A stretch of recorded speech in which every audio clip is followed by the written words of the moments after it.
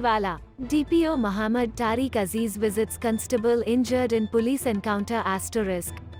DPO Muhammad Tariq Aziz reached THQ Buriwala for a bouquet of flowers for Constable Tanveer. Police spokesman The DPO also encouraged the injured Constable Tanveer, police interpreter. He also handed over a check for financial assistance to the brother and father of the injured constable. Dutiful and brave police officers are a valuable asset of the department. DPO, no effort will be spared for the welfare of the injured youth.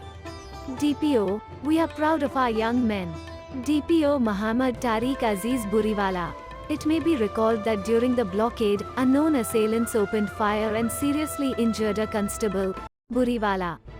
Instruct the medical staff of DPO to provide all possible medical facilities for the care and treatment of the injured youth. Police spokesman, Buriwala. According to the doctor's report, Constable Tanveer's condition is out of danger.